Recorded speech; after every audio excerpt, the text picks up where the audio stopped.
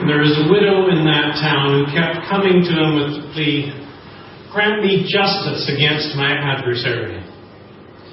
We're never told exactly who the adversary is in Jesus' parable, but someone was trying to make life difficult for the old lady, trying to take advantage of her unjustly.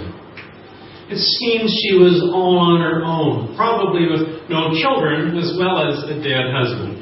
If she'd had children, likely it would have been them trying to seek justice for her, as would be their responsibility. Life was not easy for common folk in first century Palestine in the first place, let alone for the elderly, and particularly for a widow. In Mark 12, Jesus praised a poor widow, you remember, for putting 2 small copper coins into the temple treasury worth just a fraction of a penny, yet, he says, it was all she had to live on. Yet there were sleazeballs out there ready to take advantage of those who were so vulnerable. Now, some of them were surprisingly respectable sleazeballs.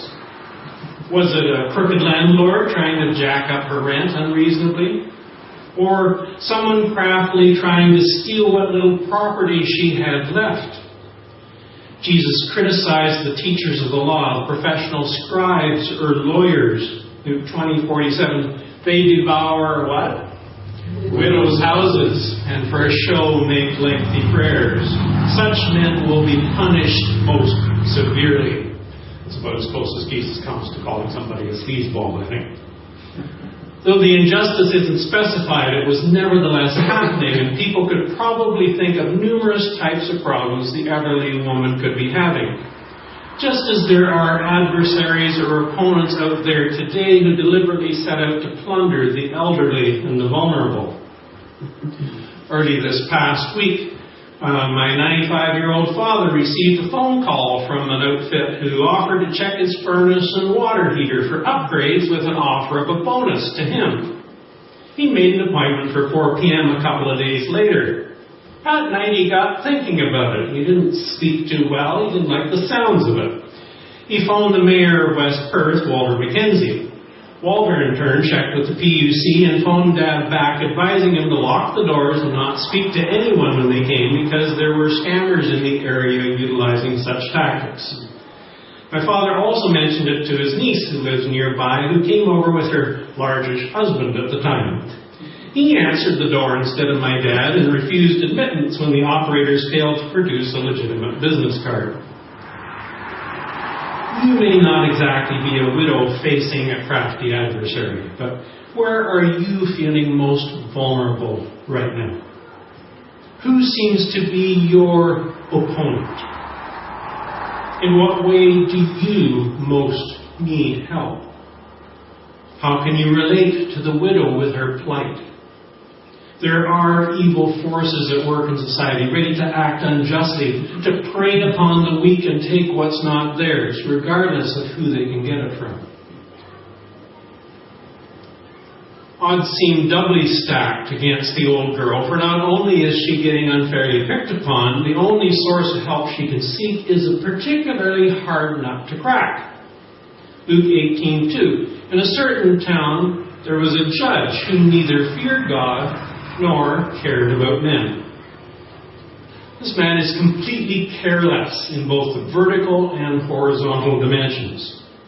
The Lord summed up the whole law in terms of loving God and loving your neighbor, Matthew 22. This man has no regard for either. NRSV translates it as him having no respect for people. Now, an atheist might view such an individual as having an ideal attitude, being most independent, completely free and autonomous, even self-actualized, not needing anyone else for the fulfillment of their happiness. Socially speaking, this unjust judge has made it to the top of the heap and has no need of another soul in his life. Yet in these two terms, Jesus rephrases it in the words of the judge himself in verse 4, I don't fear God or care about men. We can detect he is at the extreme opposite pole in terms of God's will for people's lives. He's not prepared to either love God or anyone else. This may be success in the world's eyes, but it is lamentable failure in God's eyes. Devilish, demonic. He appears to be the self-made man, but is corrupt spiritually. This is obdurate, hardened pride, complete conceit, a ghetto of self-centeredness. He probably only found time for those who were able and willing to grease his palms, slip him a $5 under the table for bumping their case up the queue. God warned about this type of official in the Old Testament. Deuteronomy 27:19. Cursed is the man who withholds justice from the alien, the fatherless, or the widow. Jeremiah prophesied in 22:15, lambasting the king of Judah, Zedekiah, whose behavior contrasted with his father Josiah. Did not your father have food and drink?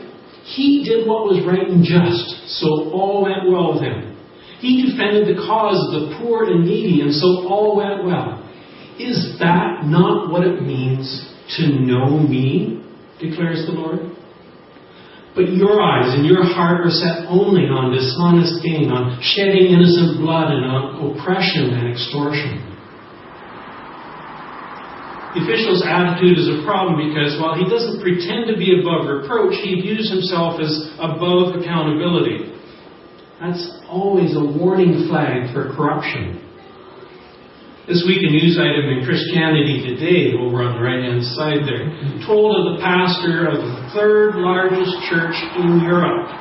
Pastor Sunday Adelaja, originally from Nigeria, founded an independent charismatic church in Kiev, Ukraine in 1994, which surpassed 15,000 members by the year 2000. I'd say doing pretty well, success-wise, don't you? 15,000, big church.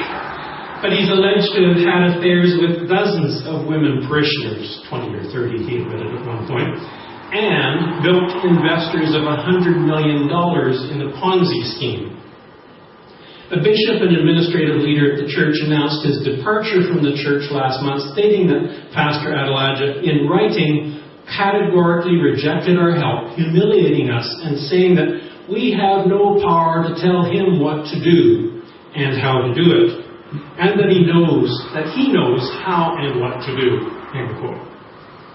Does that tone raise warning flags for you? Sounds like someone refusing to make himself accountable. Yet, which of us enjoys accountability? It's not much fun getting a rebuke or being corrected. Yet humility and willingness to learn and grow from our mistakes is essential for real spiritual development. The widow was in a real bind. She was bearing the brunt of abusive behavior from her adversary. Yet the only person she could turn to for help, the crooked judge, had his own issues and refused to be of assistance. He forms a real contrast to the mayor who helped out my father when the scammers came calling. Dad says Walter went the second mile, phoning the PUC about it, even calling him back the next morning to see how it went. That's the difference between being a righteous official and an unrighteous one. Servant leadership. But the widow has one trump card in her pocket. Persistence. She perseveres doggedly. She keeps coming back again and again. Every time he opens his office door, hoping to pop out for a coffee or head to lunch, there she is. He just can't avoid her.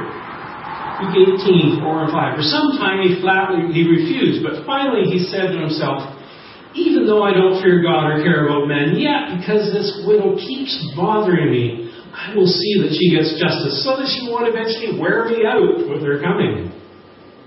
The original language here is kind of interesting. The widow keeps bothering me as more literally keeps dishing up trouble for me.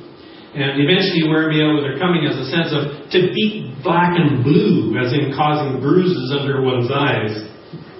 By her perpetual insistence, she was a heavy hitter. Jesus draws this lesson from the parable. Luke 18, 6 and 7. The Lord said, listen to what the unjust judge says. And will not God bring about justice for his chosen ones who cry out to him day and night? Will he keep putting them off? The judge is human, sinful, unjust, crooked. God is divine, perfect, righteous, holy. The judge does not care about men, but God cherishes his own. Will not God bring about justice for his chosen ones? Those who trust in God are God's elect. The pick of the crop, as God sees it, his precious own. God makes special allowances for those he has chosen. As Mark 13:20 describes a shortening of the days before Jesus returns. If the Lord had not cut short those days, no one would survive. But for the sake of the elect whom he has chosen, he has shortened them. Luke tells us the whole point of Jesus' parable in verse 1. It says, "Then Jesus told his disciples a parable to show them they should always pray and not give up." They should always pray and not give up. Other passages in Scripture prompt us to keep on praying. 1 Chronicles 16:11. "Look to the Lord and his strength. Seek his face always." Matthew 7:7. "Ask and it will be given to you. Seek and you will find. Knock and the door will be opened to you." Ephesians 6:18. "Pray in the Spirit on all occasions with all kinds of prayers and requests. With this in mind, be alert. Always keep on praying for all the saints." James 4:6. "Do not be anxious about anything, but in everything, by prayer and petition with thanksgiving, present your requests to God." Colossians 4:2. "Devote yourselves to prayer, being watchful and thankful." Let's read the last one together. 1 Thessalonians 5:17. Pray continually. Does it sound like God actually wants us to come to him with our requests, our needs? Don't be like the proud, uncaring, self-sufficient judge. Ask so your joy can be complete. Wednesday, I conducted an interment for my uncle. Afterwards, over lunch, I was chatting with my cousin, Doug Hawking, about the current challenges at Maitland River Conservation Authority, where he works. He was describing the perennial concern of erosion of the Lake Huron shoreline. I asked whether gabion baskets work. That's these cage-like things that they fill with rocks. Doug explained they're okay when the force of the water is square on, but over time the lake washes in from many directions, and the water gradually works its way in behind the baskets and erodes the soil anyway. Persistence of a small applied pressure is powerful. It can wear out a land mass.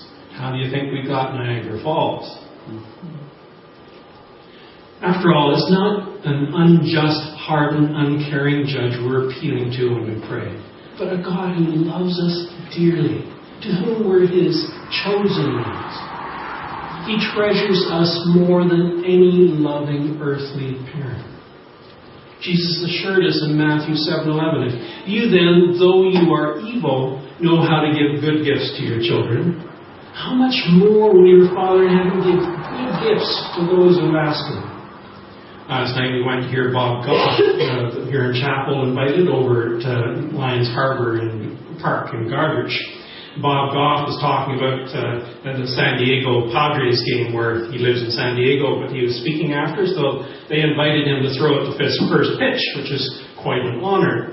But being a loving parent, he asked, "Could my son Richard throw out the first pitch instead?" And so they let Richard, the son, he said to do a 3-bouncer into home plate. But you can that's the sort of love a parent has for their child. They want all the good gifts for their child. And despite the father's affection for his children, we seem slow to reciprocate and trust him to be sufficient for our needs. Jesus closes the passage with a poignant question. Luke 18:8. "I tell you, he will see that they get justice and quickly. However, when the Son of Man comes, will he find faith on the earth?" He just sort of leaves it there, hanging.